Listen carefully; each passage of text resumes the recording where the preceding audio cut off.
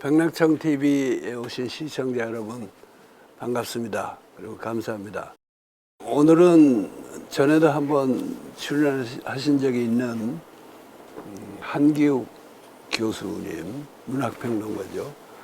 또 영문학자이기도 하고 를 모셔서 트럼프 2기에 다시 읽는 로렌스의 민주주의론이라는 제목으로 대화해 볼까 합니다. 그런데 마침 오늘 프로그램이 이재명 대통령 취임 이후 처음 하는 대화예요. 그래서 더 의의가 깊은데 우리 백낙청 TV는 기동성 있게 뭐 이렇게 이재명 취임에 대해서 우리가 얘기 나갔다고 곧바로 이렇게 나가질 않아요. 그런 아쉬움이 있긴 하지만은 일단 트럼프 이야기를 하고 나중에 우리 이재명 시대 얘기도 하게 될 것 같습니다. 한 교수 자기소개 간단히 해주시고요. 질문 주도해 주세요.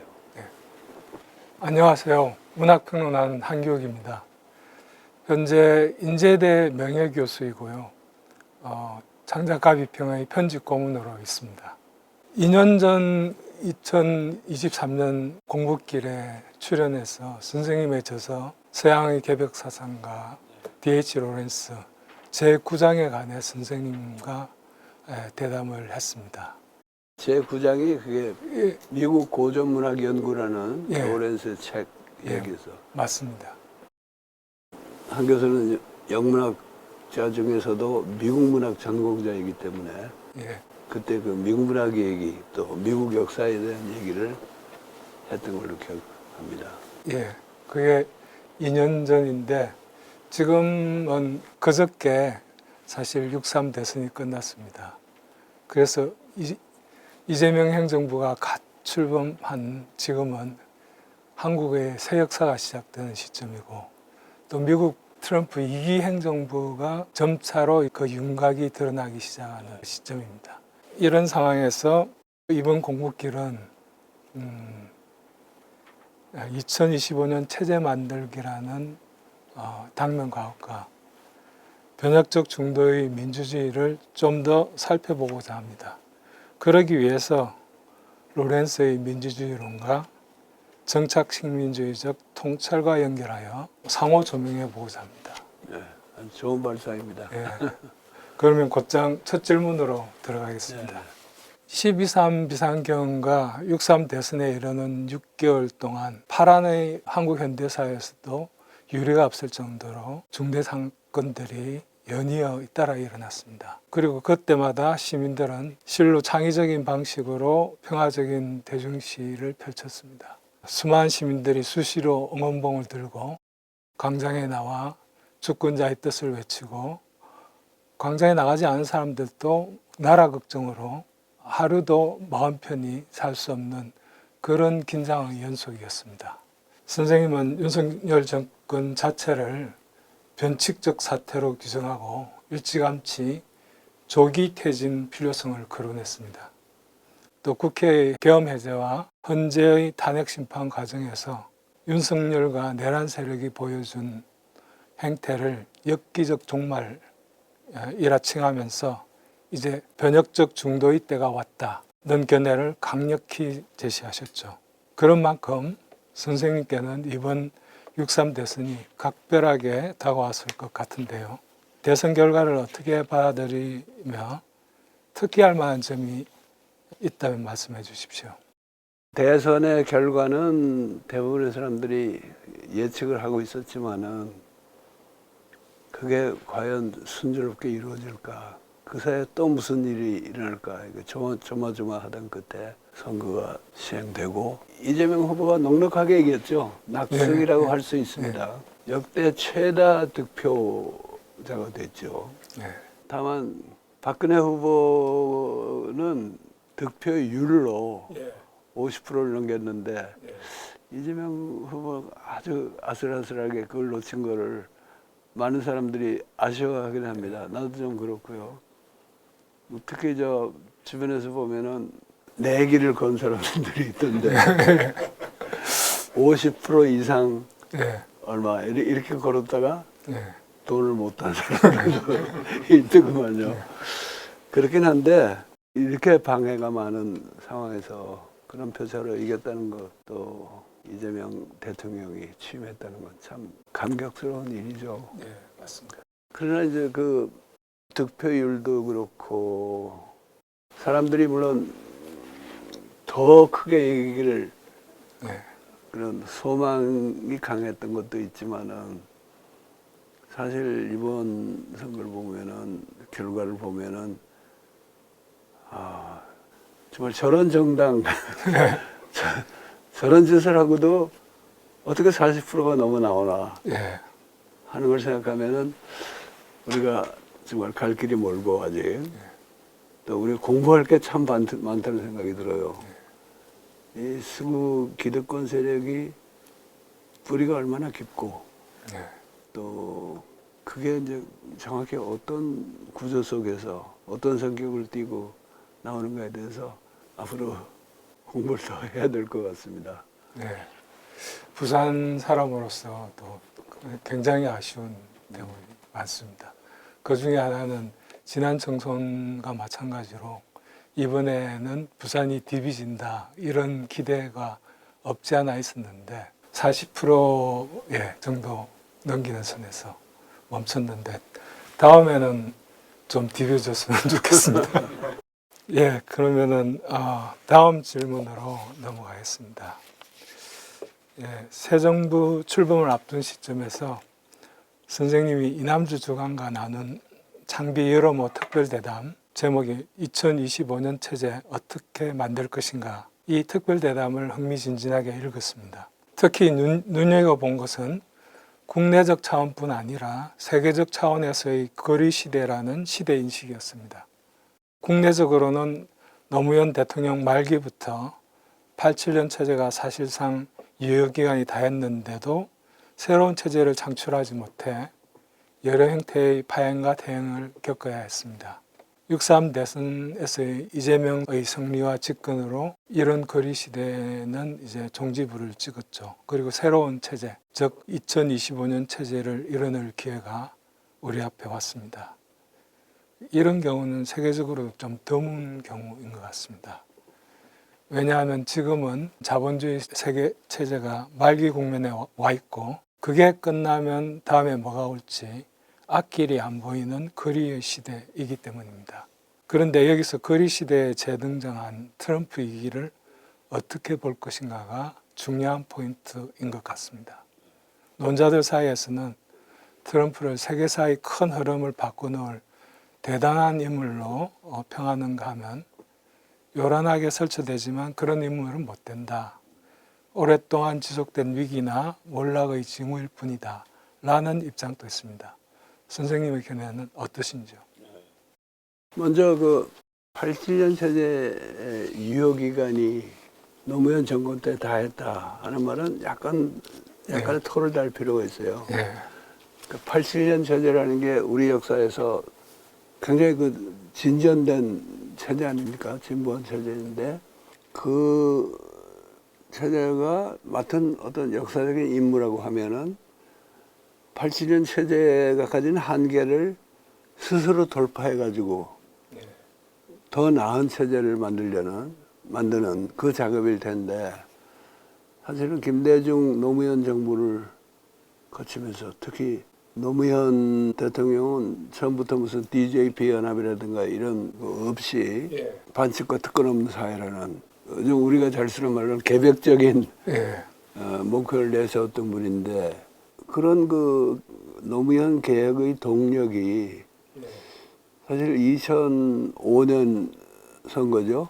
선거에서 참패하면서 그리고 계속 졌잖아요. 그거도 하면서 이제 동력이 상실됐다는 점에서는 87년 체제가 스스로 더 나은 체제를 만들어낼 그런 힘을 상실했다 이런 뜻이지만은 87년 체제가 전체적으로 효력을 상실한 것은 역시 박근혜 정권 때 와서 말하자면 87년 체제의 헌법에 의한 정상적인 정권 교체를 이룬 게 아니고 도저히 이건 더 못 참겠다고 시민들이 들고 일어나가지고 그게 2016년, 17년에 걸친 촛불 대항쟁인데 말하자면 87년 세대를 넘어설 기회를 한 번 더 만들어 준 거예요.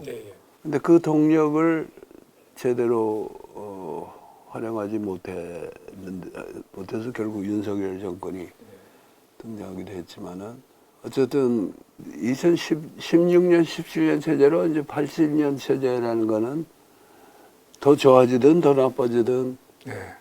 일단 끝났다 이렇게 보는 게 예. 나의 뭐 관점이라고 할 수가 예. 있고요. 이제 트럼프 얘기로 돌아가면은 트럼프라는 인물은 상당히 좀 기괴한 데가 많은 사람이니까. 근데 그렇다고 트럼프가 윤석열과 같은 차원의 변칙적 사태는 아니라고 봅니다. 예. 어떻게 보면 큰 시대 정신을 타고 등장을 했고 또 재등장을 했고 그리고 한번 하면서 그렇게 미국을 어떤 의미에서는 엉망으로 만들어 놓은 사람을 국민들이 더 큰 표차로 다시 뽑을 때는 그 뭔가 시대 정신에 부합하는 게 있었던 거죠. 그래서 그거는 그리고 인물 자체도 네. 윤석열 같은 그런 허망한 인간은 아니죠. 왜냐면 자기 사업 해봤고 트럼프도 일종의 사업가인 동시에 사기꾼인데 예. 사기를 치려면은 세상 물정 알아야 되잖아요. 맨날 사람 잡아놓고 집에 와서 술이나 먹고 이런 사람으로서는 자기 사업 못 하거든요. 네. 그래서 첫째는 트럼프의 재집권이 변칙적 사태는 아니다. 근데 인물에 대한 회의적 평가에는 다분히 공감을 합니다. 그러나 어떤 시대 정신을 타고 재등장했다고 할 때에는 인물의 뭐 훌륭함과는 무관하게 그가 할 일들이 있는데 그 중에 좋은 일을 얼마나 해낼지 지켜봐야 하는 것 같은데 사실 일기 때는 트럼프가 자기 이기려는 생각도 잘 안 했던 것 같죠. 예, 그렇습니다. 예. 아젠다는 있었지만은 준비가 없었던 사람인데 이번은 정말 제대로 준비해가지고 그야말로 미국 민주주의를 어떻게 망가뜨릴까에 대한 계획을 갖고 등장한 사람이죠. 그러나 다른 한편 그러니까 미국 민주주의를 망가뜨리면서 그가 말하듯이 미국을 다시 위대하게 만든다 하는 자기 나름의 프로그램을 아주 치밀하게 준비해서 등장했고 또 일기 때 자기의 발목 잡았다고 그가 생각하는 네오콘 세력 그런 걸 일단 물리치면서 지금 집권했으니까 다른 한편으로는 트럼프는 준비가 더 된 대신에 네. 미국은 그때보다 훨씬 더 약해져 있어요. 그런 것 같아요. 그러니까 더 미국을 다시 위대하게 만들기가 참 힘들어진 예. 정세를 만났다고 봅니다. 그래서 이제 어떻게 생각될지는 우리가 오늘도 좀 의논해보고 예. 또 사태가 어떻게 벌어질지 지켜봐야죠. 예.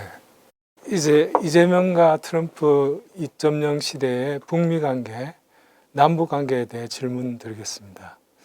선생님은 창비범에 실린 변혁적 중도의 때가 왔다는 글에서 트럼프의 재집권이 기후위기라는 인류적 과제나 미국 내 민주제도를 위해서는 재앙적 사건이라 하더라도 당장 한반도에 미치는 영향만을 본다면 나쁘기만 한 것은 아니다라는 견해를 밝혔습니다.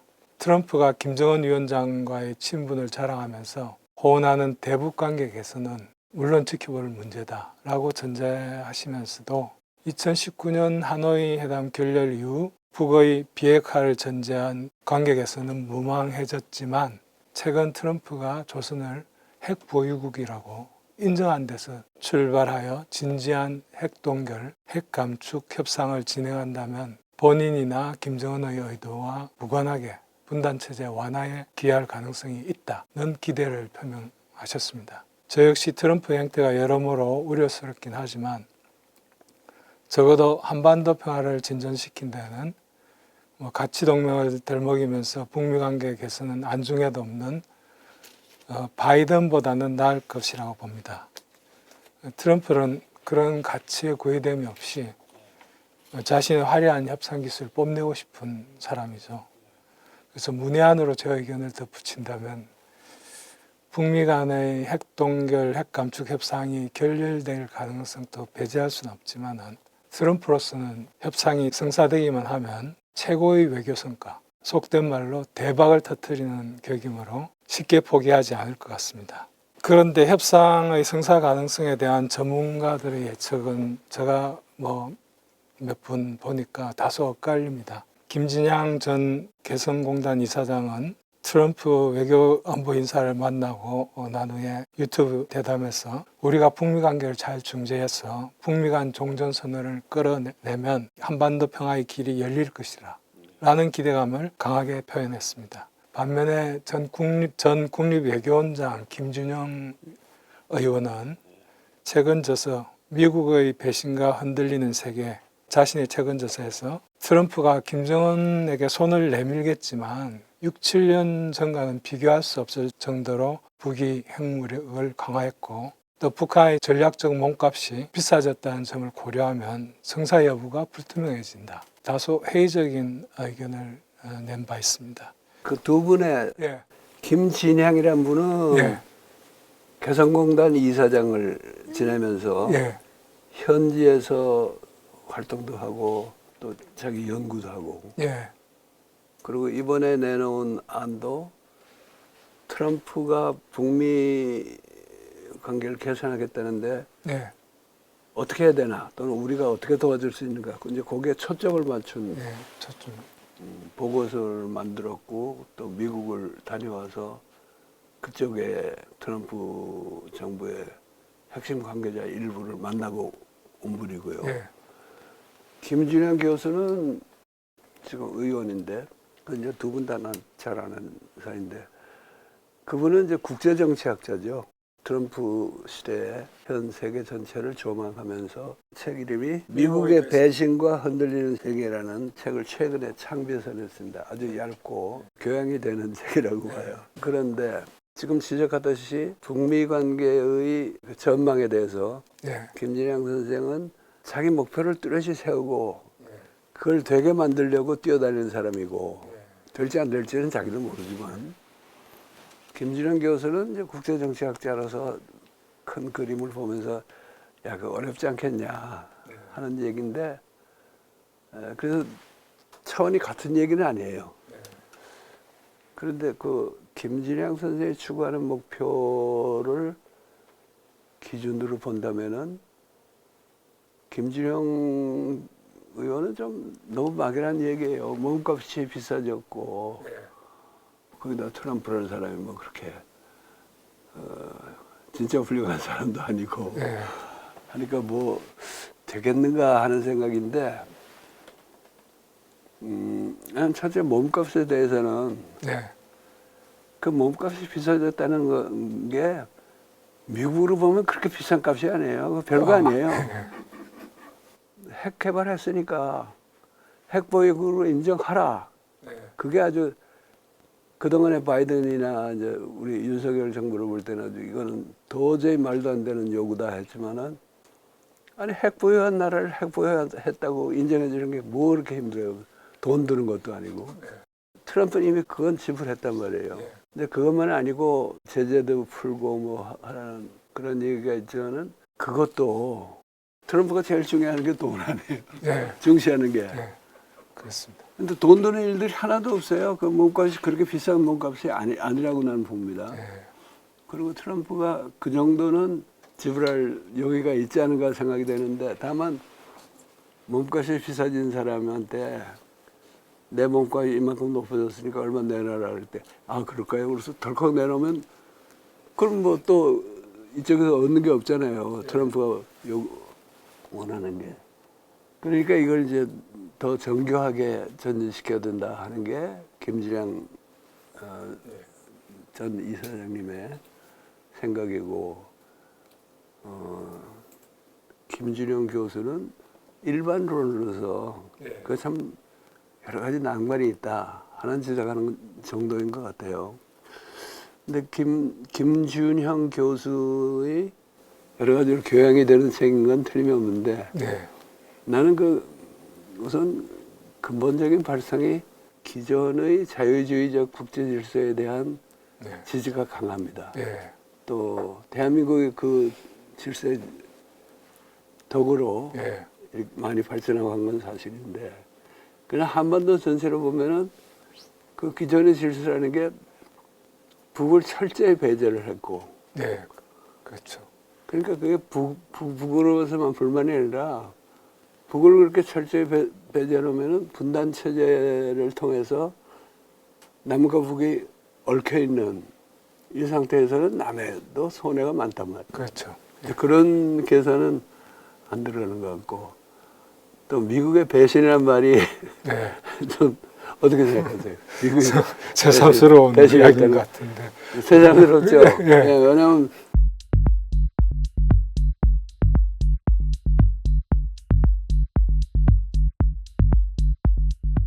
우리가 이제 나중에 그 정착식민지 얘기를 따로 하겠지만은 예.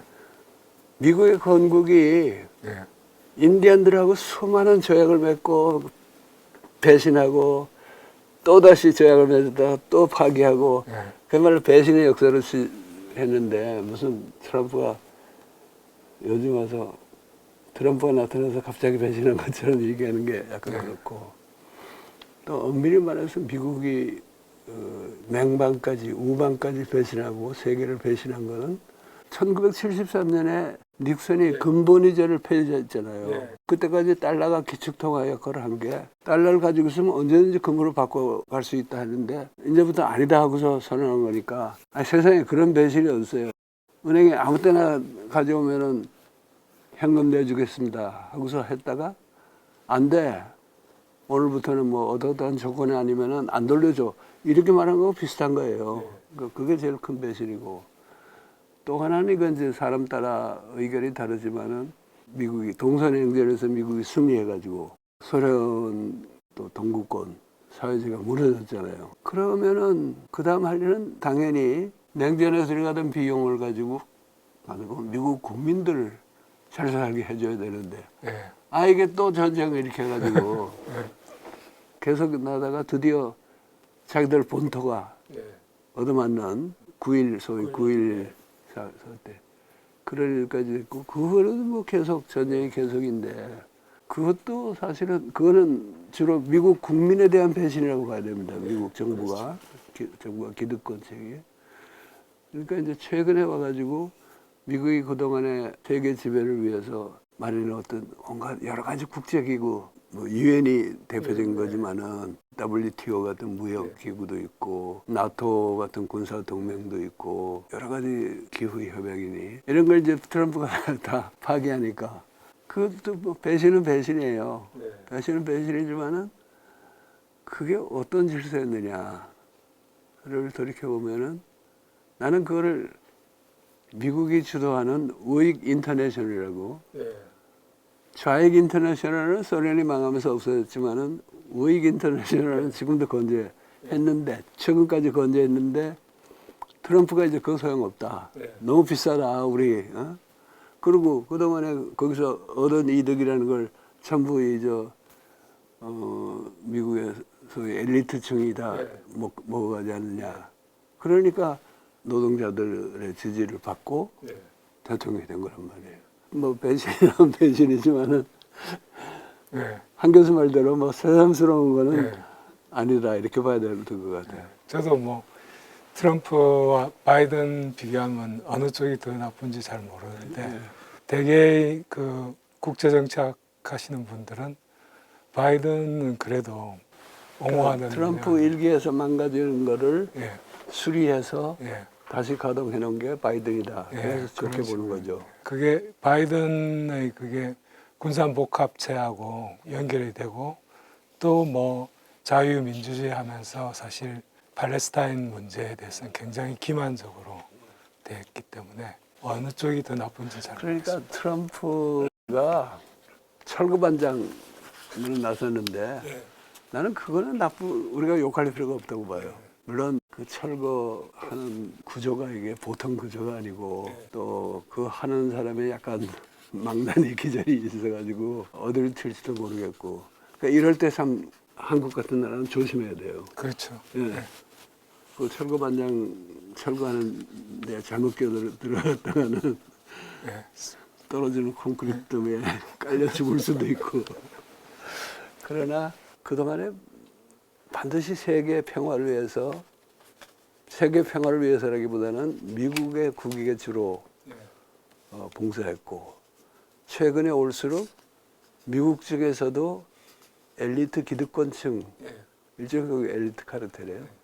거기에 봉사해오던 구조를 이 트럼프라는 막가파식 철거반장이 나타나서 헐어버리는 것을 반드시 우리가 나쁘게 볼 이유는 없지 않냐.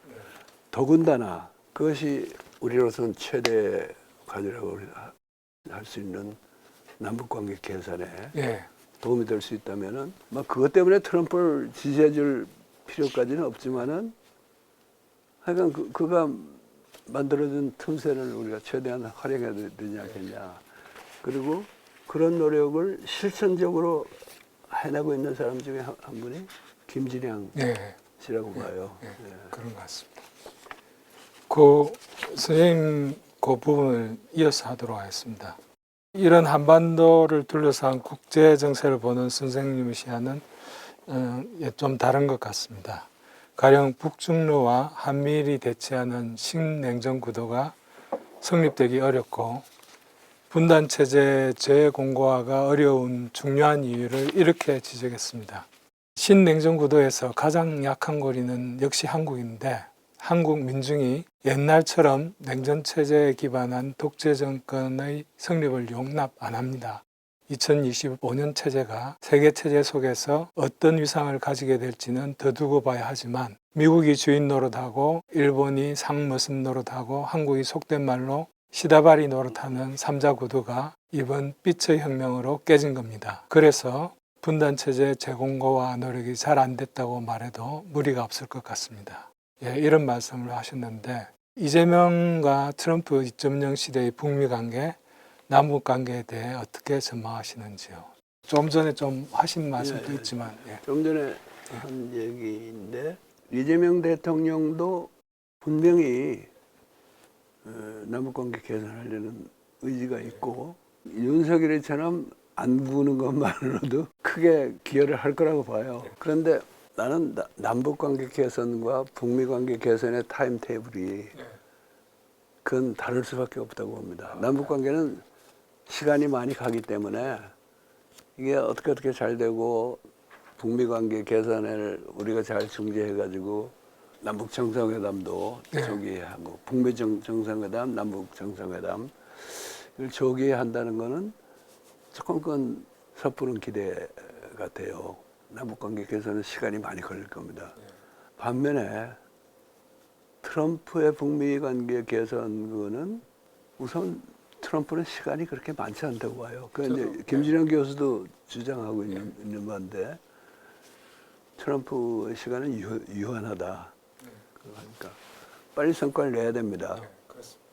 그런데 이미 외교 무대에서도 우크라이나 전쟁을 24시간 내에 끝내겠다는데 지금 안 끝내고 푸틴이 트럼프하고 친한 건 친한 거고 러시아가 챙길 건 챙겨야겠다는 식으로 나오잖아요.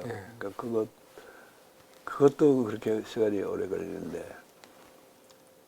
이스라엘과 가자 문제는 어떻게 보면 더 어렵죠. 더 어렵습니다. 근데 거기서도 트럼프가 중동 순방하면서 완전히 이스라엘 패싱하고 또 이스라엘이 원하지 않는 여러 가지 조치를 취한 걸 보면은 뭔가 변화가 생길 가능성은 있다고 보이는데 북미 관계의 경우는 사실은 미국 사람들이 그 노하우만 있으면은 오히려 더 쉬운 일이라고 생각하는데 김진양 이사장이 제시하는 방식은 우선 북미 평화 의지를 트럼프 확실히 보여주고 그리고는 그야말로 원샷 정상회담을 평양에서 한다. 왜냐하면 평양에 가서 종전선언만 하고 오는 거예요. 그러니까 이거는 다른 복잡한 문제 필요 없어.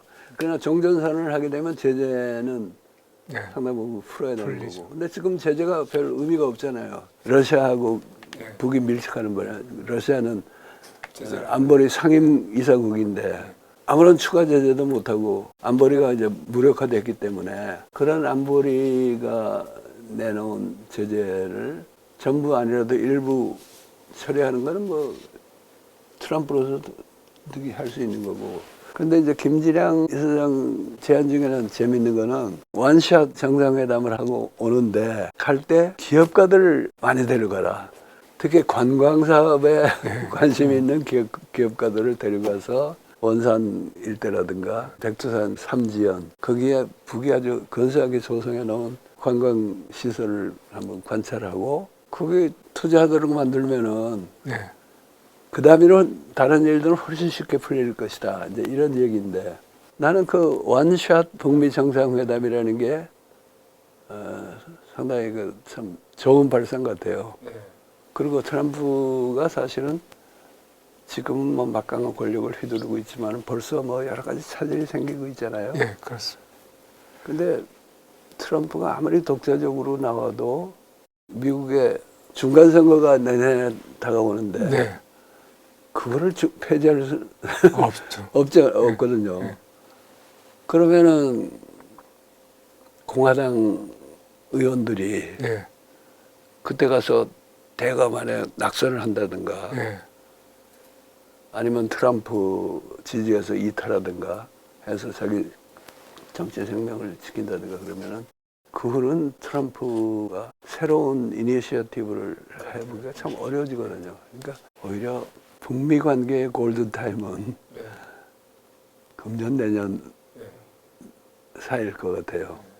그 남북 관계는 이제 윤석열이처럼 그렇게 더 위험하게만 안 만들어 놓고 그냥 9.19 군사 합의의 복원이라든가 이런 필요한 조치만 해놓으면은 뭐 한 2년 뭐 3년 견딜 수도 있죠. 정상회담 안 하고도.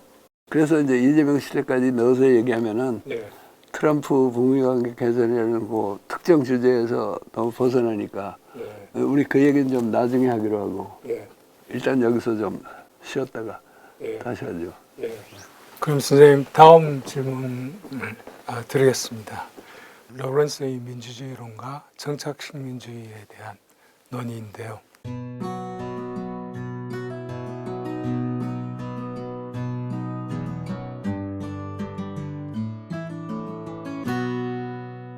선생님은 서양의 개벽 사상가 제10장에서 제시된 로렌스의 민주주의론은 얼핏 상식과는 동떨어져 보입니다.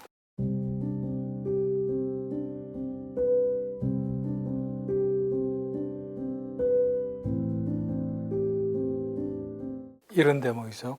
근대 초기의 자유주의나 이후의 자유민주주의는 모두 서로 평등을 앞세우지 않더라도 실은 평등의 이념에 근거했다고 말할 수 있다. 이거는 상식에 부합합니다. 그런데 바로 이 평등주의야말로 근대 민주주의의 기본적인 문제점이라는 것이 로렌스의 진단이다. 이 대목을 처음 들으면 어떻게 받아들일지 망설여집니다. 로렌스의 새로운 민주주의, 작은 따옴표가 있는 새로운 민주주의는 평등과 불평등을 넘어선 곳에서 성립한다. 로렌스가 새로운 민주주의의 첫 번째 위대한 목적으로 평등이냐 불평등이냐라는 문제가 전혀 개입됨이 없이 각자가 자연 발생적으로 그 자신이 되는 것, 남자마다 그 자신이 되고 여자마다 그녀 자신이 되는 것, 그리고 아무도 다른 남자 또는 다른 여자의 존재를 규정하려 하지 않는 것이다. 이런 로렌스의 발언도 좀 즉각 이해되기 어렵습니다. 하지만 평등주의에 대한 로렌스의 비판이 선생님이 지적하셨듯이 현존하는 사회적 불평등을 옹호하는 이야기는 결코 아니며 막스의 입장과 의외로 상통하다는 사실도 눈여겨볼 필요가 있습니다. 막스는 계급사회의 불평등 철폐에 앞장섰지만 평등의 왕국을 이상향으로 삼는 노선에는 극도로 비판적이었던 것입니다. 또한 로렌스는 인간은 숙명적으로 실존과 비잉의 엉킴에 빠져 있되 비잉을 이루는 순간 신비스러운 다른 현실이 도래함을 비잉을 이룬 민들레를 통해 다음과 같이 표현하고 있습니다.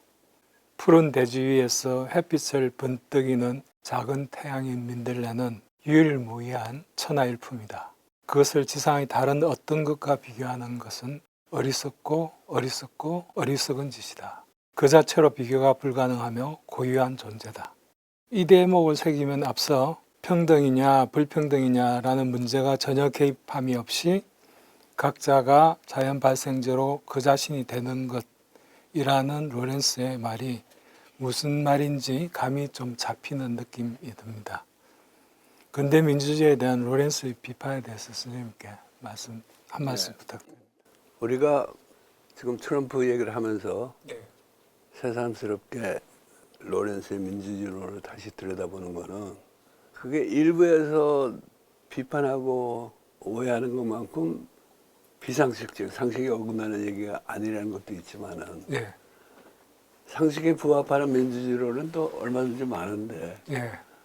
굳이 로렌스를 갈 때는 보통 상식에 기반한 민주주의론을 펼치는 정치학자라든가 정치 철학자라든가 사회과학자들 그래서는 좀 이해하기 힘든 어떤 중요한 대목도 있기 때문일 거예요. 가령 로렌스가 평등주의를 비판하지만은 그렇다고 물질적 불평등을 옹호하는 것이 아니다 하는 걸 지금 한 교수가 지적해줬고 사실 그 점이 평등 사회운동의 아주 뭐랄까 뭐 최고 사상가고 지도자로 생각되는 막스의 사상하고도 일치한다 하는 거 아주 중요한 지적 같아요. 그런데 근대 초기의 자유주의나 이후의 자유민주주의는 모두 서로 평등을 앞세우지 않더라도 실은 평등의 이념에 근거했다고 말할 수 있다는 서술에는 쉽게 동의할 수 있다는데 이게 쉽게 동의가 돼요. 서양 민주주의론에 익숙한 사람은 당연시 할 것 같은 생각이 듭니다. 초기 자유주의라는 거는 평등에는 반대하는 그러니까 이제까지 귀족들이 독점적으로 누리던 그거를 우리 신흥 시민계급 또는 귀족들 가운데서도 영국의 경우는 그랬죠. 귀족들 가운데서 이미 자본주의적인 사업을 하던 그런 많은 귀족들 그 사람들한테도 평등하게 나눠주자 하는 점이었지만은 그 이상 뭐 평등을 이념으로 세웠다고 보기는 어려워요. 또 자유민주주의는 거기서 물론 한 걸음 더 나가서 노동계급에게도 투표권을 주고 뭐 이런 식으로 확장을 해왔지만은 자유민주주의는 대개 사회주의나 사회민주주의에 비하면은 평등에 반대하는 입장으로 가지되잖아요. 그런데 프랑스 혁명의 모토 중에 평등이 들어가지 않습니까? 모토에는 자유평등뿐 아니라 박애까지 들어가 있는데 실제로 그 후에 만들어 놓은 프랑스의 자본주의 사회는 평등주의 세력이 일부 있었지만은 그들이 주도했다고 볼 수는 없잖아요. 그래서 우선 그것 자체가 그 아무나 받아들일 수 있는 명제가 아닌 것 같고 그런데 바로 이 평등주의야말로 근대민주주의의 기본적인 문제점이라는 것이 로렌스의 진단이다는 대목은 적어도 처음 들었을 때는 어떻게 받아들여야 할지 망설여집니다. 물론 설명하면은 받아들여질 수 있는 얘기니까 처음 들었을 때 좀 망설여진다는 그 말씀은 정확한 것 같아요. 로렌스도 공부하고 뭐 미국 문학 하는 입장에서 보니까 로렌스하고 뭐 하이데거 이런 그 약간의 그게 있으니까 무슨 말인지 나중에는 알아듣겠더라고요. 빙이란 말이 나오면은 이건 전혀 사회학자들이 인정하는 개념이 아니잖아요. 그렇죠. 인정 안 할 뿐 아니라 아마 이해하기도 어려운 개념이에요. 그래서 실존은 영어로 existence라고 그러고 실존과 being의 엉킴이라고 번역을 했는데 내가 한 번역이지만 468페이지에 나옵니다. 영어로는 the tangle of existence and being이라고 그랬어요. 엑지스턴스하고 비잉이 다른 것인데 불가분하게 또 뒤엉켜 있다. 그건 난 막스도 얼마나 이해할지 좀 의문이고, 여기서 이제 로렌스의 민주주의론이 사회학자들의 뭐 민주주의론 내지 근대적 평등 사상에 대한 비판, 예, 이런 거랑은 전혀 다른 차원으로 가는 것 같거든요. 예, 그렇습니다. 민들레 얘기도 로렌스가 이제 쉽게 설명하기 위해서 민들레 예를 들었기 때문에 그 대목만 보면 참 그럴듯한 얘기지만은 엑지스턴스로서 실존하는 하나의 물체죠. 예, 하이데거 용어로 말하자면 이제 존재자, 사이언데스, 사이언데스인데 어느 순간에 그게 다스사인하고 뒤엉켜 버린다, 또는 다스사인의 차원에 도달한다. 그런 말은 이거 서양의 기존의 행위사학이나 학문 체계에 대한 근본적인 비판과 반성을 수반하지 않고는 이게 납득이 안 되는 발언이고, 아직도 나는 그걸 납득하는 사회과학자들이 별로 많지 않다고 봅니다. 민들레가 그렇게 확 피어나듯이, 아름답게 피어나듯이 인간도 그렇게 어떤 정말 인간다워지고, 남자가 남자다워지고, 여자가 여자다워지고, 인간이 인간다워지는 그 순간을 로렌스가 각자가 자연 발생적으로 그 자신이 드는 것이라고 그랬는데, 그때 이제 자연 발생은 스폰테이니어스라는 말을 지각한 건데요. 보통 이제 스폰테이니어스 그러면 감정이 저절로 우러나오는 그런 걸 말하잖아요.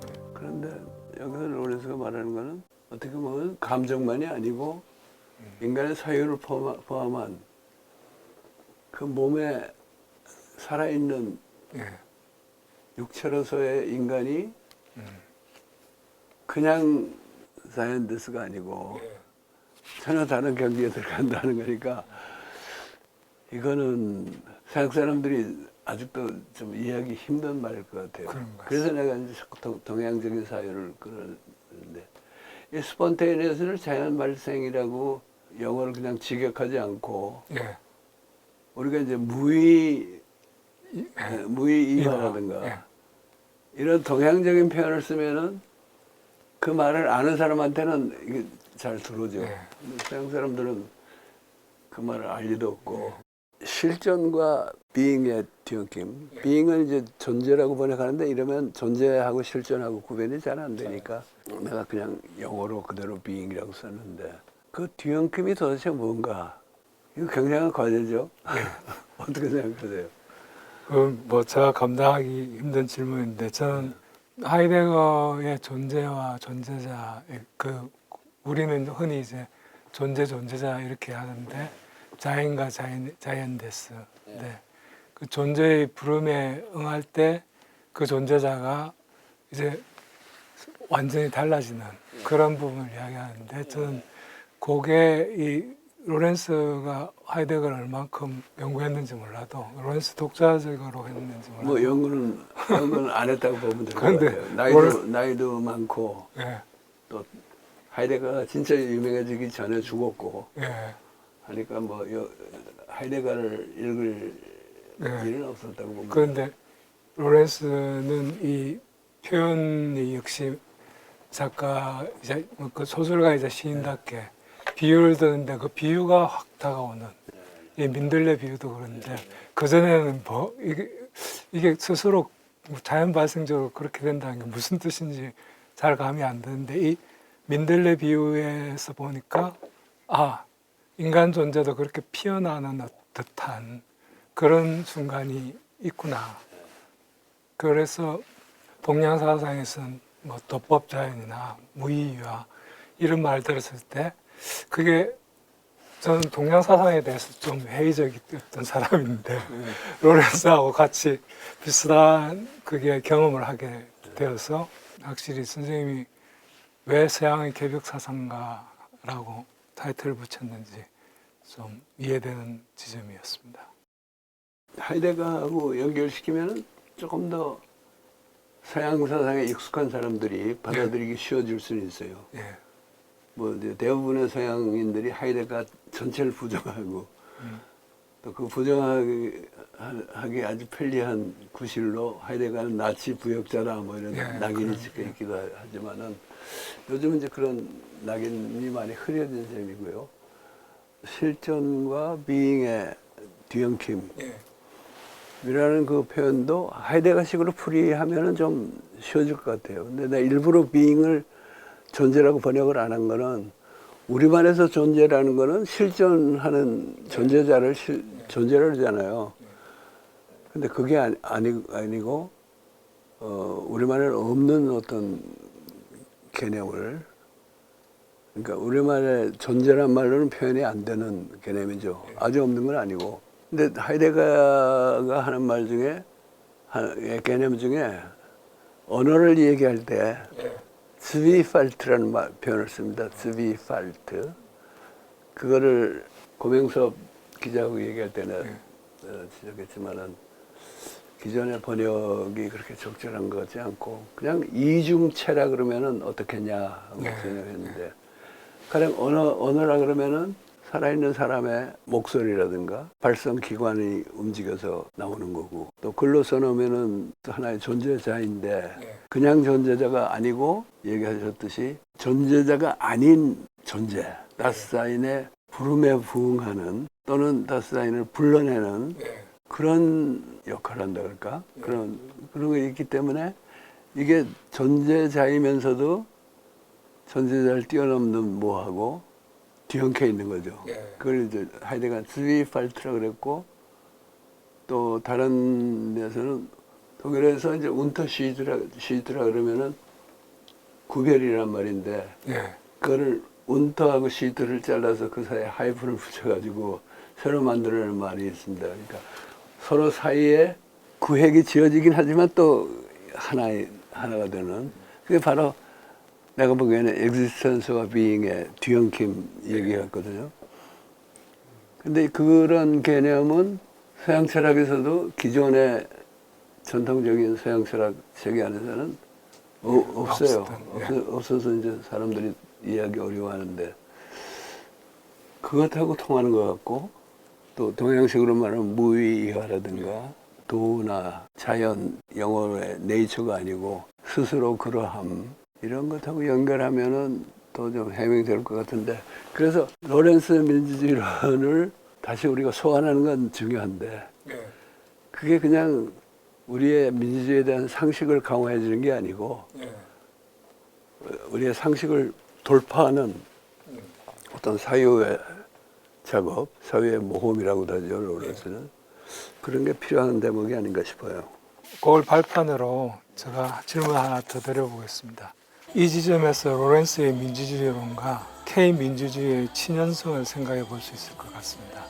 전혀 다른 문화 전통에서 나왔을 때 양자가 모두 단자화된 개인 혹은 재산 소유자로서의 개인에 기반한 서구 근대 민주주의 이념들에 대해 비판적입니다.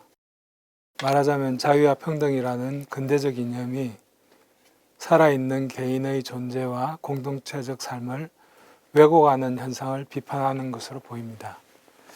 로렌스의 새로운 민주주의와 한국 시민들이 빛의 광장에서 보여주는 생동하는 K민주주의가 공유하는 특성 혹은 양자 사이에 어떤 친형성이 있을지 그리고 지금의 한국 민중들이 어떤 경로로 그런 특성을 체현한 것인지 궁금합니다. 여기서 고려해야 할 것은 동학 이래 후천계백 사상이겠죠. 가령 로렌스가 새로운 민주주의는 실존의 차원만이 아니라 비잉의 차원의 문제임을 강조하는 대목에서 수은의 시천주 사상과 해월의 상경 사상을 떠올리게 됩니다. 그리고 새로운 민주주의와 지도자 문제를 휘트만의 열린 길의 사상을 통해 정리한 대목은 2021년 가오로 특별대담 다시 동학을 찾아 오늘의 길을 묻다에서 선생님 쓰신 표현인데 도력의 상하를 존중하는 수평적 민본주의 이걸 동학의 중요한 그 핵심으로 말씀하셨는데 원불교 소태산의 지자본이 그리고 제10장 마지막에도 나오지만 정산종사의 세 가지 치교와 통하는 바가 있다고 느낍니다. 로렌스의 새로운 민주주의와 K민주주의의 어떤 친연성에 대해서 어떻게 생각하시는지요? 우리가 이번에 참 윤석열 정권 퇴치를 통해서 예. 참 세계적으로 인정받는 예. 민주주의, 특히 시민의 힘의 예. 힘으로 이루는 민주주의의 성과로 인정을 받았는데 상당히 많은 사람들은 특히 외국 사람들이 볼 때는 예. 윤석열이 독재나 권위주의로 끌고 가려고 하던 시도를 민주의 힘으로 꺾고 한국의 민주주의를 되살렸다. 일종의 그 이제 민주주의를 회복했다고 하는데 그들이 생각하는 민주주의는 딱히 뭐 로렌스 민주주의로는 그건 아니죠. 끌어낼 필요 예. 없죠. 없는 그런 민주주의인데 그러나 많은 사람들이 광장에서 실감을 했고 예.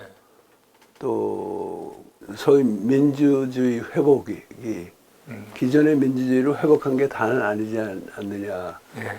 하는 생각은 또 여러 사람이 공유하고 있는데 그렇게 따지면은 우리가 이번 빛의 혁명, 그러니까 촛불 혁명이기도 하고 빛의 혁명을 이룩한 거는 그런 훨씬 더 상식적이고 기초적인 의미의 민주주의의 민주정치, 입헌 정치와 법치주의를 존중하는 그리고 국민주권을 존중하는 민주주의를 그동안에 우리가 지금 만들어 왔는데 그걸 회복했다 하는 한 면이 있지만은 동시에 이제까지 아무도 이루어보지 못한 더 높은 차원의 민주주의를 이룩할 가능성을 열었다 하는 양면이 있는 것 같아요.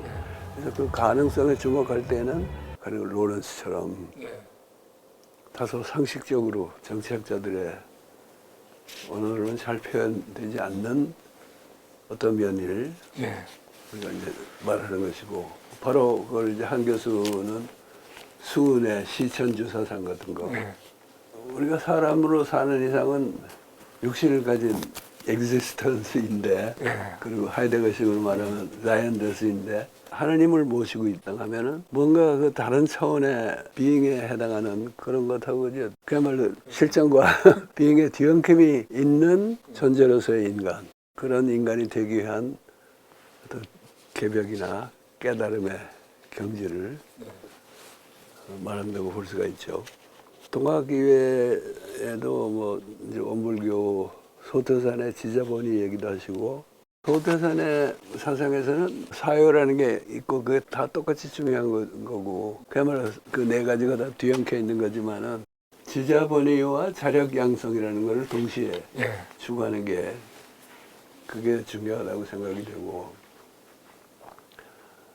정산종사의 소위 세 가지 치교는 내가 로렌스 민주론 얘기하다가 예. 그때 가서 예. 이제 그 얘기를 꺼내잖아요. 근데 휘트만의 민주주의론을 로렌스식으로 해석해서 내놓는 민주주의론이 혁명적이고 혁신적이고 정말 새로운 사상인 건 사실인데 예. 좀 구체성이나 현실성이 떨어지지 않는가 하는 얘기를 내가 했고 그런 점에서는 정산종사의 세 가지 치교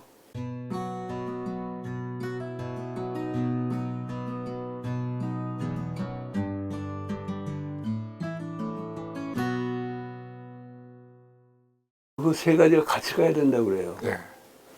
그러니까 나는 이게 훨씬 더 원만하고 현실적인 처방이라고 보거든요.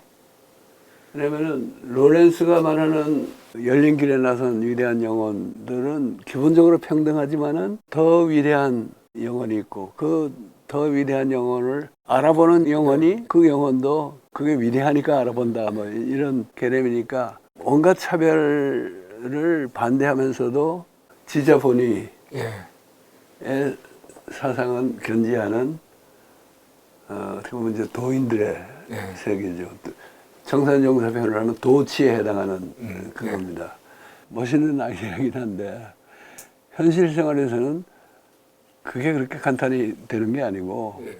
불교 용어로 용화 세상이라 그러겠죠. 미륵이어서 만드는 그런 세상이 될 텐데 그렇지 않고 우리 현실 속에서 보면은 우리가 그 도치가 없는 옛날식 유교의 덕치 유교의 덕치라는 거는 결국은 군주 같은 지도자가 예. 예쁜 덕성이 참 뛰어나서 그걸 베풀면서 동시에 다른 사람도 그렇게 따라오도록 하는 교화, 도치를 향한 어떤 지향성 같은 건 있지만은 그 개념하고는 좀 미달하죠.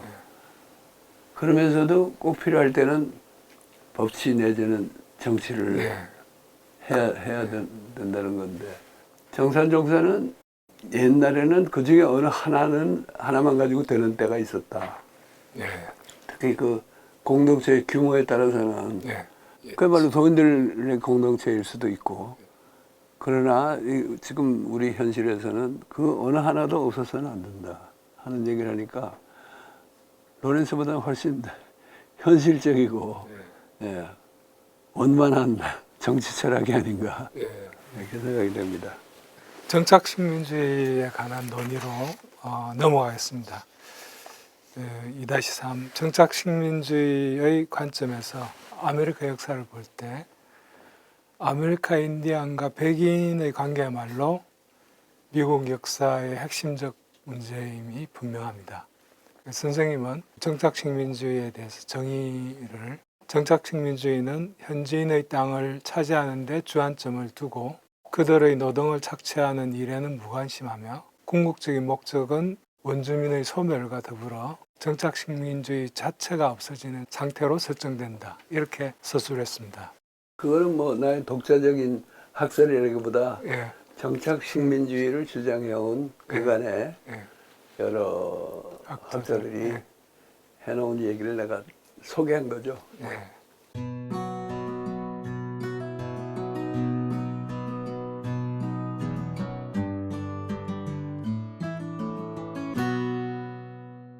그리고 이제 그 다음에 덧붙이는 말씀으로 이는 단지 미국이나 원주민이 있는 나라들의 문제만이 아니라 자본주의 세계체제 전체의 문제이기도 한 것이다. 또 지구상에서 공식 식민지가 거의 사라진 오늘날의 세계를 지배하는 것이 식민주의보다 정착 식민주의의 현대적 변형, 그런 변형임을 지적하기도 했습니다. 제가 보기에 정착 식민주의의 고전적인 원형과 현대적 변형 양자를 모두 거론하셨습니다. 이와 관련하여서 선생님의 최근 영어 논문 Settler Colonialism and the Open Road, 정착 식민주의와 작은 따옴표 치면서 열린 길라는 논문에서, 그리고 부제도 있습니다만 이 논문에서 정착 식민주의 두 가지 대조적인 사례를 들고 있습니다. 하나는 2023년 10월 7일 이후 이스라엘 가자 지구에서 팔레스타인 사람들 대량 학살하고 있는 그런 사례는 사실 정착 식민주의 현대판 원형이라고 저는 보입니다. 원형의 형태에 가까운데 현대판이니까 좀 더 이제 가혹한 면도 있고 저는 그렇게 받아들이는데, 또 하나의 예는 그거와 달리 미국이라는 국가가 이제는 흑인들을 착취하기보다 폐기 처분하는 방식으로 바뀐 현실의 예를 듭니다. 베라치니 논의를 인용해가지고 거론하셨는데 요거는 현대판 변형에 해당된다고 봅니다. 그래서 베라치니의 그 인용 대목을 제가 읽어보면은 미국은 언제나 정착 식민지 국가였지만 1차적으로 그리고 건국할 때부터 원주민들에 대해서 그랬던 것이다. 이제 미국은 다른 구성원들과의 관계들을 단절하는 것도 노리고 있으며, 이때 단절하는 것은 착취하기보다 그냥 단절해버린다는 이야기인 것 같고, 흑인들 점점 더 아메리카 인디언들처럼 취급하고 있다. 이건 뭐 제가 원문을 번역해가지고 이렇게 소개했습니다. 그래서 정착 식민주의의 현대판 변형이 특정 인종이나 민족, 소수자 집단의 노동력을 착취하기보다 봉쇄와 제거, 폐기 처분하는 것이라면 최근 미국을 비롯한 서구 국가들이 미등록 외국인 노동자 그리고 비백인 범죄자들과 반유대주의 혐의자들을 추방하려는 움직임, 이것도 정착 식민지의 한 변형이 아닐까, 제 나름의 의문이 있고요. 게다가 이제 미국의 경우는 트럼프가 영토 확장의 욕망을 공공연하게 드러내기도 합니다.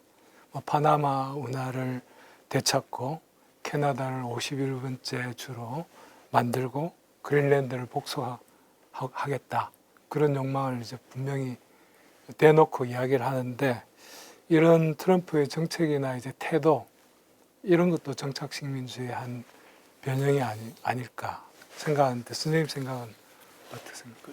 그 중에서 이스라엘의 팔레스타인 점령, 네. 애초에 1948년에 팔레스타인 사람들을 쫓아내고 점령한 거는 현대판 정착 식민주의의 아주 티피컬한 이라고 볼 수 있고, 그때 남겨줬던 팔레스타인 사람들의 영역을 점점점 그동안에 축소해 오다가 드디어는 가자 지구에서는 완전히 쫓아내겠다는 거 아니에요. 예. 트럼프도 그런 생각이고 바이든도 사실 네타냐후도 그런 생각을 하는 거니까 그거는 뭐 정착 식민지의 아주 최악의 최악의 경우로 사례 중에 하나라고 봅니다.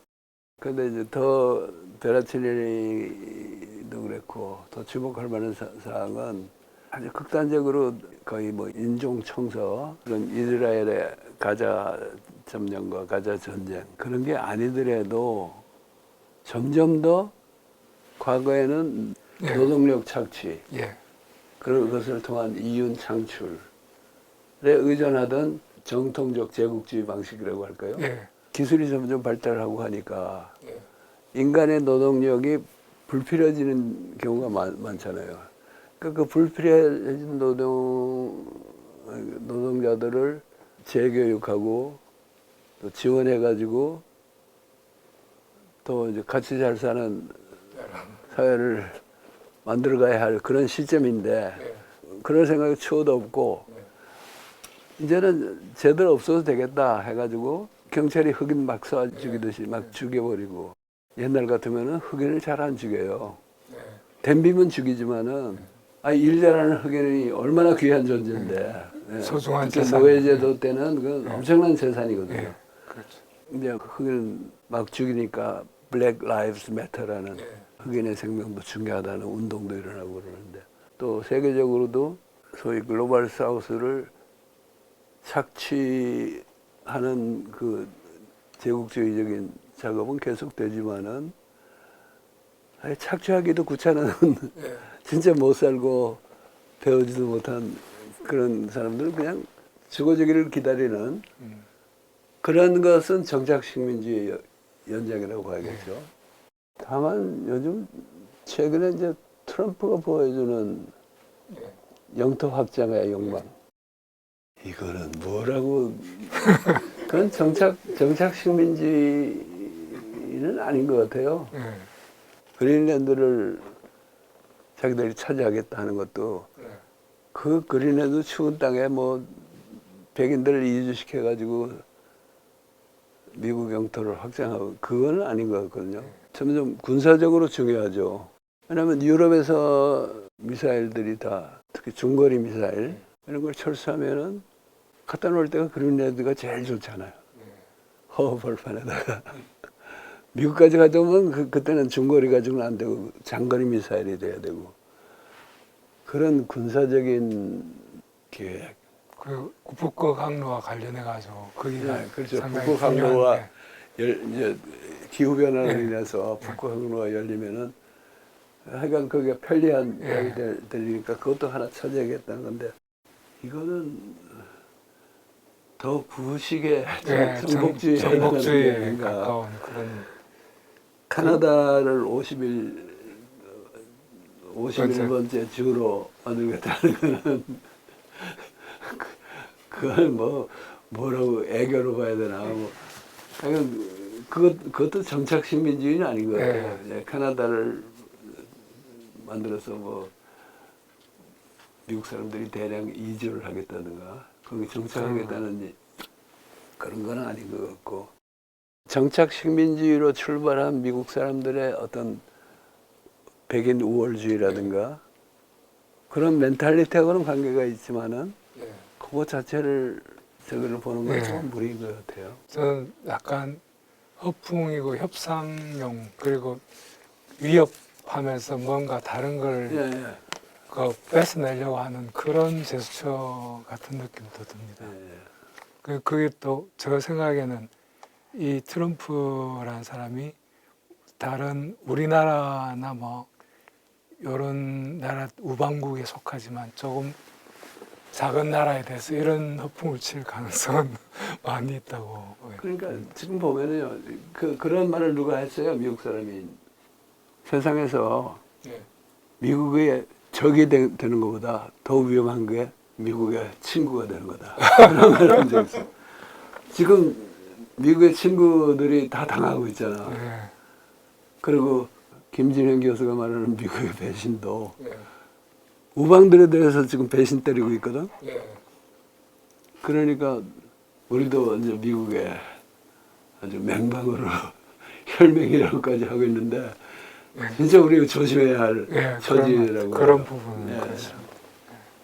예, 정착식 민주의에 관련해서 또 하나 제가 질문을 드리고 싶은 거는 최근에 베라치니라고 정착식 민주의의 유명한 학자가 책을 져서 The World Turned Inside Out, 속을 까디집힌 세계라고 할까요? 번역을 하면 그런 책을 냈는데 거기에서 기존 좌파의 혁명 중심의 서술 방식 대신에 정착식 민주의 중심의 근대사 서술을 시도하고 있습니다.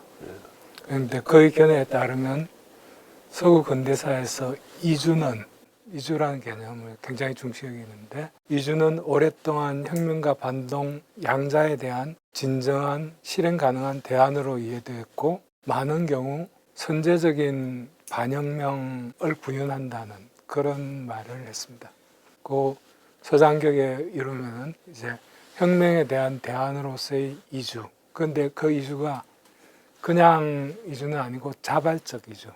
이주 중에서 피치 못해가지고 탄압을 받아가지고 피난하는 그거는 아닌데 제가 원고에서는 쓰지 못했는데 그 자발적 이주의 개념으로. 근데 자발적 이주는 혁명이 일어났다. 근데 거기에 대해서 혁명에 가담해서 싸우고 그러고 싶지 않고 그냥 정말 조용한 곳에 가서 거기서 조용히 살고 싶다. 그렇지만 사실 가보면 사람 있으면 그때는 또 생각이 다르죠. 그런 이야기를 하면서 이런 맥락에서 영국인들의 1620년에서 1650년대 미국 매사추세츠 이주가 당시 영국 사회의 임박한 혁명을 피하려는 충동의 일환이었다고 이렇게 지적을 합니다. 근데 이제 이 부분을 제가 읽어보면서 로렌스의 그 미국 고전문화 연구에서 선생님이 인용하신 부분입니다. 미국에 온 백인 이주자를 그라고 가르치면서 그는 예배의 자유를 찾아서 온 것이 아니다. 1700년 시점에 이르러 영국은 미국보다 예배의 자유가 훨씬 더 많았다. 그것은 자유를 원했기 때문에 고향에 남아 싸웠던 영국인들에 의해 획득된 자유였다. 싸워서 얻어낸 것이다. 이렇게 말했는데 이런 구절은 사실 베라치니의 정착식 민주의 관점의 역사기술과 딱 부합한다고 볼 수 있습니다. 그래서 영국에서 아메리카 대륙으로 이주한 사람들이 아메리카 원주민을 학살하거나 추방하여 그들의 땅을 빼앗은 것뿐이 아니라, 그런 행위뿐 아니라 애초에 영국 혁명에 참여하기보다 자발적으로 이주를 택한 것 자체가 정착식 민주의의 핵심적 일부라는 것이죠. 이 점에 대해 선생님의 생각이 궁금합니다. 그리고 곁들여서 또 제가 하나 질문을 드리면, 해방 후 분단 체제에 이르기까지 한반도에서도 혁명과 반혁명, 이주와 전쟁과 집단 학살 이런 사례가 많았는데 베라치니의 정착식 민주를 통해 한반도의 현대사를 살펴보면 어떤 결과가 나올지 궁금합니다. 정착 식민주의가 아닌 더 뭐 고전적인 식민주의랄까 제국주의가 국내의 계급 갈등을 완화하고 완화하는 한 수단으로 쓰였다는 건 뭐 옛날부터 그건 얘기가 되어온 거죠. 근데 이제 베라치니는 어떤 의미에서 그보다 더 중요한 요인은 아예 통째로 이민을 가서 개인적으로 뭐 제국주의 편승해서 이주하거나 거기 이제 식민지 관료나 이런 걸 진출하는 거하고 달리 통째로 소위 비어있는 땅에 가서 이주하는 것, 그것이 국내의 계급 갈등을 완화하고 지배계급의 위기를 해소하는 하나의 방법이었다. 근데 뭐 그거는 뭐 맞는 얘기 같고요. 근데 로렌스는 사실은 조금 다른 얘기를 해요. 그러니까 대부분의 미국 이주민들이 로렌스는 도망노예라고 부르죠. 도망노예. 자기 거기서 사는 게 너무 괴로우니까 그래도 미국으로 도망가는 건데, 그러니까 그 도망노예가 그 대량으로 빠져나간 거는 사실은 지배계급으로서는 편해지는 면이 있잖아요. 예. 미국 사람들이 듣기에는 굉장히 모욕적인 발언을 하는데, 그러나 그 매사추세츠 일대 뉴잉글랜드 지방으로 이주해간 청교도들은 그것만은 아니다. 그 사람들은 다 도망노예라고만 할 수 없다. 무언가 더 큰 시운에 끌려서 거기 가가지고 뭐라 그래, 역사의 어떤 큰 뜻을 살리려면은 그 결국은 휘트만의 열린 길과 같은 새로운 민주주의를 세상에 만들어내고 그 개념을 발견하는 것이다. 이제 이렇게 단서를 달고 있죠. 그런데 아직은 돌아가는 거 보면 점점 더 도망노예들의 예, 세상이 되고 뭐 그런 그 기미는 별로 안 보여요. 근데 앞으로 어떻게 될지 모르죠. 또 이제 마지막으로 질문하신 거는 일본의 일제 한반도 강점, 이것도 정착 식민주의가 아닌가 하는 문제에 대해서는 그것도 좀 독자적인 성격이 있는 것 같아요. 그래서 나는 그걸 정착 식민주의, 물론 일본 사람들이 많이 정착을 했고 또 그렇게 함으로써 일본 내에 혁명적 기운을 가라앉히는 면도 있었지만은, 그러나 전형적인 정착 식민주의 상황에서는 그런 대량 이주는 아니었거든요. 그렇다고 영국의 인도 지배처럼 그 규모에 비해서 소수만 가가지고 관리하면서 그 이제 경제적으로 착취하는. 경제적 착취. 그도 이제 전형적인 선진국형 식민주의죠. 그거는 아니었는데, 나는 그게 일본이 후발 자본주의 국가라서 오히려 구시대적 정복을 수행한 게 아닌가. 옛날에 흔했던 그런 정복하고 현대의 제국주의, 식민주의하고가 이렇게 혼합된 묘한 사례라서 그거는 그거로서 따로 좀 분석해 볼 필요가 있지 싶어요.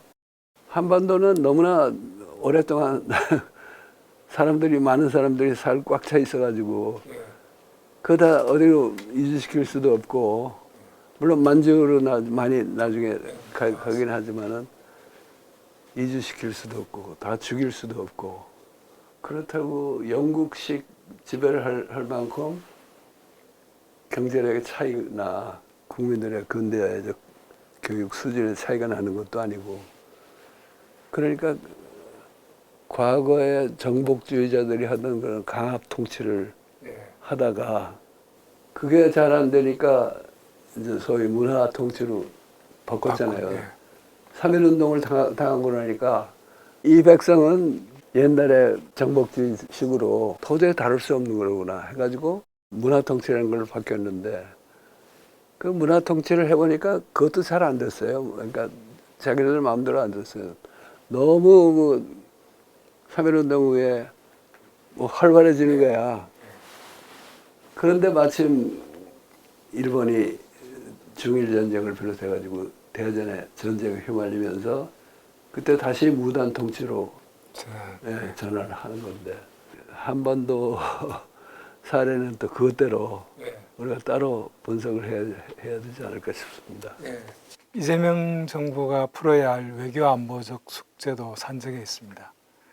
북미 간의 종전선언과 비핵화를 향한 외교적 노력과 더불어 주한미군 방위 분담, 전시 군사작전권 환수, 주한미군의 전략적 유연성 문제도 빠뜨릴 수 없습니다. 이재명은 미국 대통령 정부의 그런 과장된 언사와 요란한 협상에 대해서 이념의 구애됨 없이 국익 우선의 실용주의로 대응할 것으로 보입니다. 하지만 한미동맹 관계와 외교안보 문제를 어떻게 풀지 기대도 되고 약간 걱정도 됩니다. 분단 체제를 극복하는 어려운 가업에서 어떻게 희망을 찾을 수 있을지 생각해 볼 일입니다. 선생님도 지적했지만 빛의 혁명 과정에서 지도자와 민중의 분단 극복 의지가 약화된 것이 아니고 엄청난 잠재력이 있다고 생각됩니다. 이 잠재력이 희망의 원천이 될 수 있겠죠. 그런데 김진양 전 개성공단 이사장은 미국이 북한과 한반도 상황을 너무 모르는 것이 북미 관계 진전에 큰 장애물로 작용하고 있다. 이렇게 말씀하셨습니다. 저는 여기서 이제 K 문화와 K 문학이 큰 역할을 할 수 있지 않을까 이렇게 생각합니다.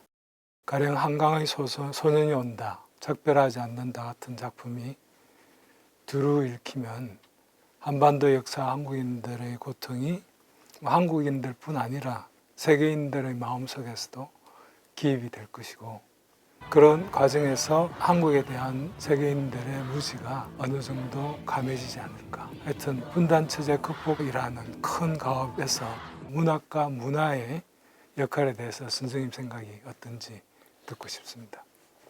장기적으로는 문학과 문화의 역할이 굉장히 중요하죠.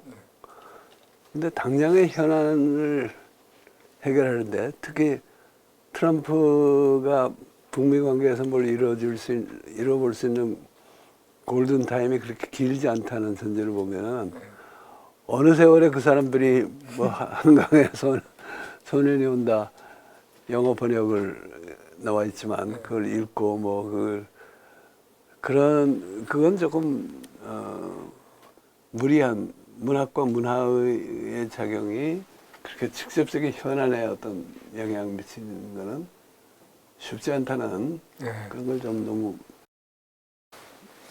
우리가 간과한 그게 될 것 같고요.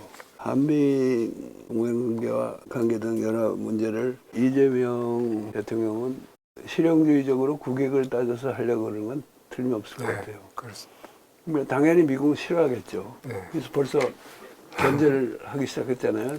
중국하고 너무 밀착하지 말라는 식으로. 그리고 방위비 분담 같은 거 할 때 우리가 이제 쉽게 옳은 말씀인데 아니 우리보다 너희가 필요해서 한국에 미군이 주둔하고 있는데 너희들 그렇게 돈 없으면은 좀 군대를 좀 줄이면 되지 않냐. 우리도 돈 없다. 이렇게 나가는 게 당당하고 필요한 태도이긴 한데 굉장히 조심해야 돼요. 미국이 이게 이제 참 덩치 큰 깡패인데 그 깡패가 지금 자기가 피해자라고 지금 설정하고 있거든요. 그런 거 진짜 위험한 인물이에요. 근데 한미 관계는 한미 군사동맹만이 아니에요. 정말 여러 면에서 경제, 금융 여러 면에서 얽혀 있고 그 중에서는 우리가 덕 보는 것도 있고요. 근데 덕 보든 안 덕 보든 저쪽에서 해코지 할 수 있는 거는 미군 철수해가지고 해코지 하겠다는 건 우리 별로 겁낼 필요가 없는데 진짜 많아요. 미국이 한국을 괴롭히기 시작하면은. 그러니까 이게 참 피해의식에 젖은 덩치 크고 무식한 깡패를 정말 잘 조심해서 다뤄야겠죠. 이 대통령 자신이 미국과의 교섭의 경험은 아직까지 별로 없고 그렇지만 뭐 주변에 이제 참모들이 있을 거고 또 본인이 상당히 그런 판단력이 뛰어난 사람이라고 저는 생각하니까 적어도 무슨 전문가나 뭐의 의견을 듣겠다고 사람 모아놓고 1시간에 59분을 지가 떠드는 그런 짓은 안 할 거란 말이에요. 그래서 나는 그래도 기대를 갖고 지켜보면 될 것 같습니다. 그러면은 다음 질문은 변혁적 중도론에서 특기할 것은 주권자인 시민 개개인의 마음 공부의 중요성을 강조한 대목입니다. 변혁적 중도의 때가 왔다. 이 글에서 선생님은 괴물스러운 윤석열 일당의 폭주가 가능한 것은 분단 체제 속에 오래 살아온 우리 각자의 마음속에 크고 작은 괴물 하나씩 도사리고 있었기 때문이다 말씀을 하셨습니다. 이 지적이 이번 6.3 대선 후보자 토론을 지켜보면서 윤석열은 물론 괴물스러운 건 누구나 다 아는데 대통령이 되겠다 나온 사람들이 토론에서도 다양한 종류의 괴물들이 실은 여기다가 네, 중간에 끼어들면은 나오고 싶었지만 못 나온 사람 있잖아요. 그 오랫동안 참 직업 관료로서 관료라는 게 되게 원만한 사람들인데 나중에 뭐 김부수하고 단일을 하겠다고 나선 그런 걸 보면은 그 사람도 윤석열을 못지않은 괴물인 것 같아요. 괴물화가 됐어. 언제부터인지 몰라도. 좀 엄흉스러운 괴물인데 하여튼 다양한 종류의 괴물들의 출현을 목격한 것 같습니다. 뭐 부정선거 음모론이나 같은 그런 가짜 뉴스가 많고 또 이준석 후보가 유감없이 시연한 조롱과 혐오의 뒤틀린 언어 거기에는 사악한 마음이 묻어나는 것 같습니다. 우리 사회의 온갖 편견과 혐오감을 조장하는 문화, 특히 이제 온라인 커뮤니티, 게임 사이트 포함해가지고 그런 문화적 폐해에 대해서 선생님은 사회 전체적으로 선한 기운을 확 일으켜서 그 기운으로 덮어버려야 하는데 촛불혁명이 그런 것이다. 이런 말씀을 하셨어요. 그런데 이것도 이제 개별적, 집단적 마음 공부와 관련 있는 대목이라고 봅니다. 역으로 선한 기운과 깨어있는 정신을 막는 흐름이 무엇인가에 대한 인식도 필요할 것 같습니다. 이 땅에서 살아가는 사람들끼리의 불응과 응답의 선순환을 가로막는 그런 악한 기운이 무엇인지도 성찰할 필요가 있겠습니다. 수는 뭐 각자 위심, 소태산 대종사는 은혜가 아닌 원망의 마음. 선생님은 자본주의 기본 원리이기도 한 탐진치 삼독을 지적하셨습니다. 이와 관련하여 이번 대선 후보 유세 과정에서도 드러나듯 특히 남녀 갈등 문제와 조롱과 혐오의 문제가 심각하다면 심각한데 이에 대해 말씀해 주시면 좋겠습니다.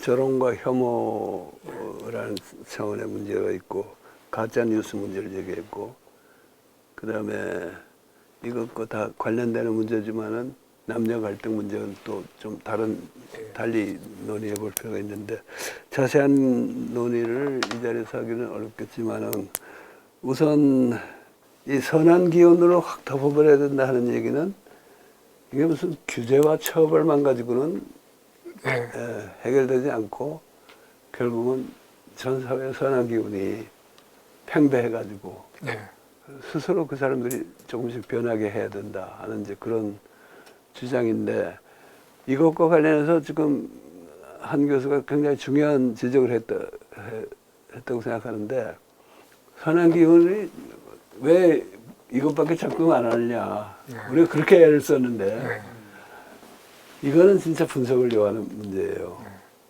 그러니까 우리가 무슨 목표를 추구하면서 이 목표가 무엇이다 또는 이걸 하기 위해서 무슨 일을 해야 되고 또 우리 반대편의 생각은 어떤 거고 그 사람들과 어떻게 싸울까 하는 그것도 이제 우리가 분석을 해야 되겠지만은 왜 이렇게 힘드냐 왜 이렇게 잘 안 풀리냐 그거에 대한 인식과 분석이 난 반드시 따라야 된다고 보는데 나는 그거는 분단 체제를 빼놓고 하면은 항상 그 피해상적인 현상에 대한 불만 그리고 이게 이제 나쁘게 되면은 소태산이 말씀하신 원망심 이렇게 가는 것 같아요. 더 큰 차원에서 세계적인 차원에서 보면은 지금이 즉자 의심의 시대죠. 서은희 선생님 말한 즉자 의심의 시대이고 내가 탐진치 얘기한 거는 탐진치 자체야 뭐 어느 시대 어느 곳에나 다 인간에게 있는 거 아니에요? 근데 그게 아니고 이 자본주의 세계 체제라는 거는 탐진치를 작동 물리로 삼아서 돌아가는 것이다. 그래서 각자 의심도 그냥 지금 각자 의심으로 사람들이 살아가고 있어서 개탄스럽다.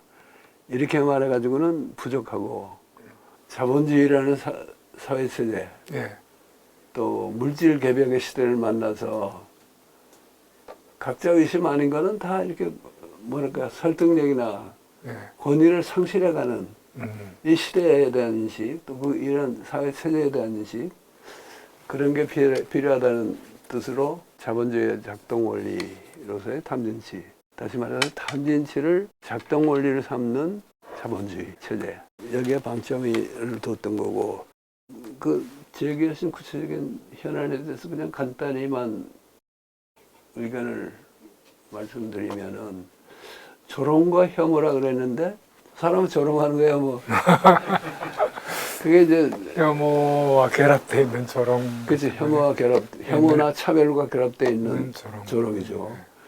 그래서 가령 우리가 그냥 개인 생활에서 남을 조롱하는 거야 예의와 품격의 문제일 수 있어도 그게 무슨 큰 범죄는 아니지만은 세월호 가족들이 단식을 하고 있는데 그 옆에 가서 뭐 폭식 투쟁을 벌인다든가 이거는 조롱이 아니라 이건 지금 폭력이죠. 그야말로 그런 조롱이 많잖아요. 이태원 참사 유족에 대한 조롱 조롱과 혐오라는 표현보다는 약간 혐오는 들어가면서 조롱에 대해서는 좀 더 달리 표현하는 그게 있었으면 좋겠다는 생각이고요.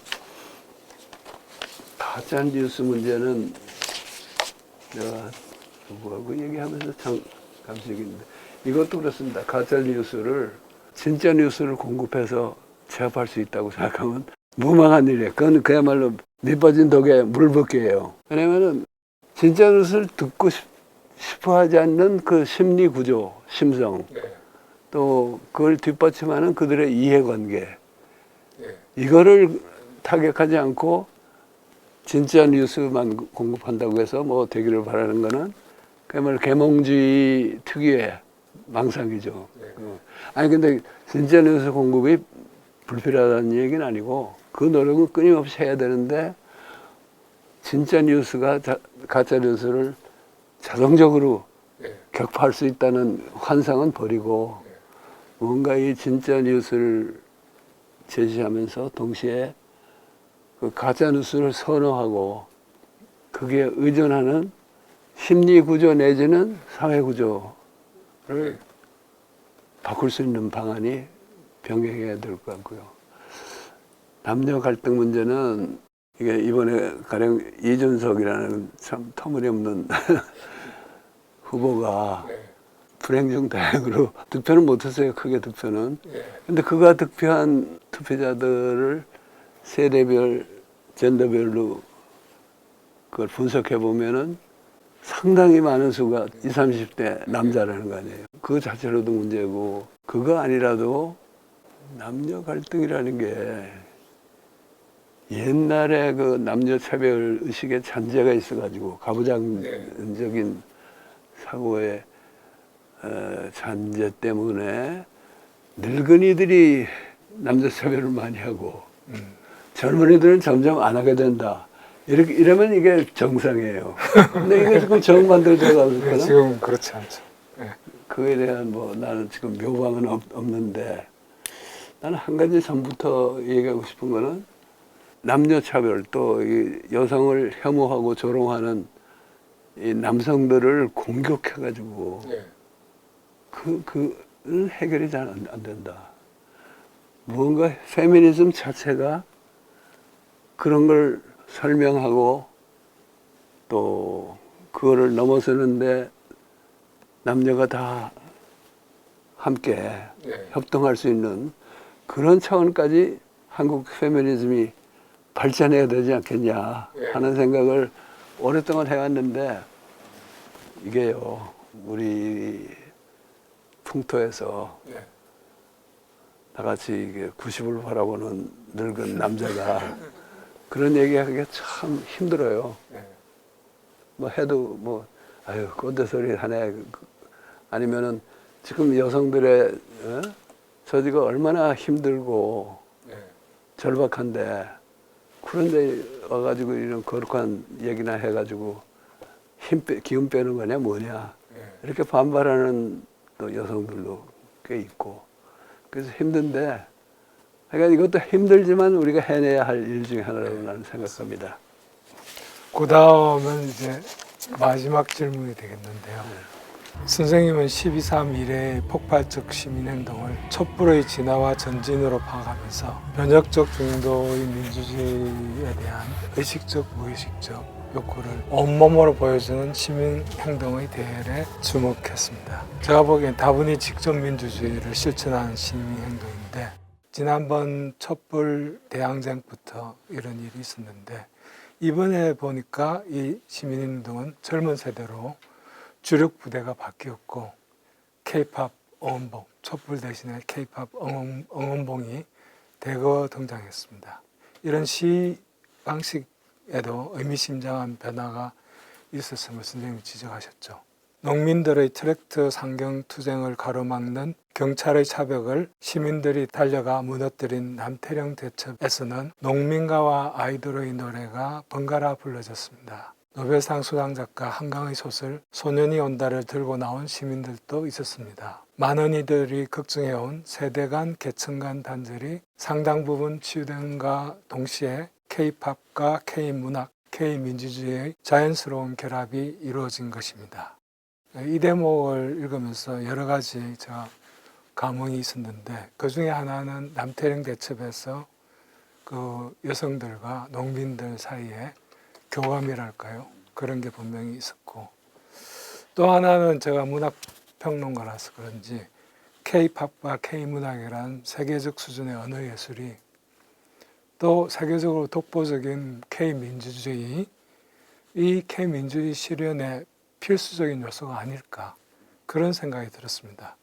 변혁적 중도와 문학의 관계에 대해 선생님의 의견을 듣고 싶습니다. 현상의 진단에 대해서는 뭐 전적으로 동일합니다. 그리고 이름을 우리가 촛불혁명이라고도 하고 빛의 혁명이라고도 하는데 그 같은 현상이라고 봐야죠. 본질적으로. 다만 촛불 대항쟁 때만 하더라도 우리가 주로 촛불에 의존했어요. 그때 이미 LED 그건 있었습니다. 예, 전기봉이 나타나기 시작했지만은 촛불이 주력이었고, 근데 그 촛불은 바람이 불 꺼지기도 하고 또 손이 댈 수도 있고 그 위험한 건데 그게 이제 진화해가지고 현재는 LED 봉하고 응원봉이 여기까지 이제 발전했는데. 그 중에서 응원봉이 나타난 거는 나는 그 세계적으로 굉장히 의미가 있다고 보거든요. 그러니까 외국의 한류 팬들이 금방 알아보잖아요. 아, 저 우리가 하는 건데 하고 똑같네 이렇게 되니까. 그래서 이제 지금까지 말씀하신 그 진달에는 동의하는데, 그리고 한국에서는 K-팝과 K-문학과 K-민주주의가 상당 정도 결합이 됐다 하는 것도 참 좋은 지적인데, 다만 변혁적 중도와 문학의 관계라는 식으로 이걸 일반화하면은 조금 아까 얘기했듯이 문학과 문화에 나타나는 현상이 곧바로 어떤 변혁적 중도라는 실천 노선이나 정치 노선으로 이어지는 거는 그걸 갑자기 연결시키는 건 조금 무리인 것 같아요. 이게 시간이 걸리는 문화나 문학의 작용은 시간이 걸리는 일이니까.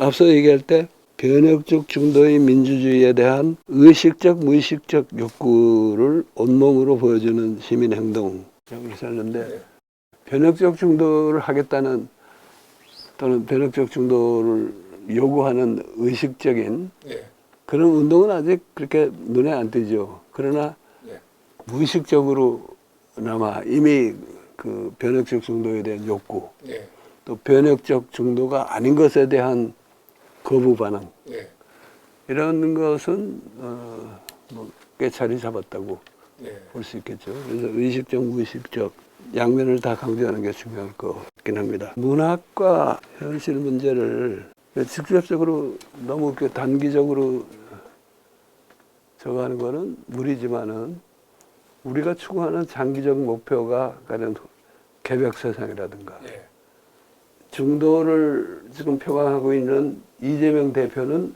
이재명 대통령이죠, 지금. 네. 그분은 오히려 개벽 같은 세상이라는 말도 쓰고 또 모두가 함께 잘 사는 대동세상이라는 표현도 씁니다. 근데 그를 지지하는 논객들, 중도를 지지하는 논객들은 그런 표현을 안 써요, 별로. 그래서 당시의 이 후보가 말을 멋있게 하려고 그렇게 그런 말을 썼을 수도 있지만은 나는 그게 아니고, 일반 이 정치권에서 네. 중도 하는 사람들하고는 좀 다른 차원의 생각을 네. 이분은 하고 있다고 예. 생각합니다. 그리고 안 하고 있다면 지금이라도 해야지. 예. 그래야지 그의 중도가 성공할 수 있는 건데. 근데 이제 그것과 관련해서 우리가 문학이나 사상 차원에서 할 수 있는 거는 나는 이제 그 문학과 정치적 실천과의 관계를 단기적으로 이렇게 연결하는 건 좀 바람직하지 않지만은 원천적으로는 내가 이제 그런 얘기 하잖아요. 우리가 정신개벽, 물질개벽 시대에 예. 그게 걸맞은 정신개벽을 해야 된다 그러는데 그 정신개벽이 가장 작품, 문학 작품이나 또는 진짜 훌륭한 예술 작품이 하나 탄생할 때마다 정신개벽이 일어난다. 또 그거를 뒤에 오는 사람이 오롯이 수용할 때 그때도 정신개벽이 일어난다. 이렇게 말했으니까 문학과 예술이 불러일으키는 정신개벽하고 우리가 추구하는 개벽세상의 정신개벽하고는 본질적으로는 연결되어 있다 하는 말을 할 수가 있겠어요. 네, 선생님. 네, 오늘 말씀 고맙습니다. 저는 원래 이걸 준비하면서 굉장히 부담스러워서 이 자리가.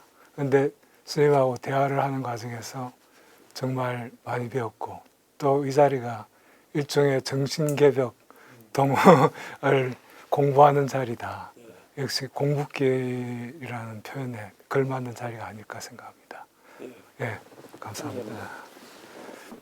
그러니까 정신개벽을 우리가 너무 어렵게만 생각해도 안 되고 또 너무 쉽게 간단하게 봐도 안 되고 그런 거죠. 그러니까 정신개벽이라는 게 흔히 그런 거창한 문구를 안 쓰고도 항상 우리가 이룩할 수 있고 겪을 수 있고 그러나 이거를 지속시키기 위해서는 그야말로 간단 없는 공부가 사업이 필요한 작업인데 그렇다고 이게 뭐 갑자기 그 선적인 깨달음을 신비화하는 사람들이 말할 때처럼 어느 순간에 딱 대호각성을 하고 나면은 그 다음에는 뭐 수행도 더 필요 없다는 주장까지 나오잖아요.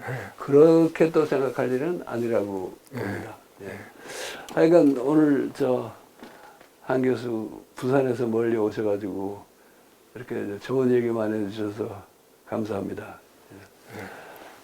백낙청 TV 시청자 여러분 끝까지 경청해 주셔서 감사합니다. 앞으로도 계속 관심과 애정을 갖고 찾아주시기를 부탁드립니다.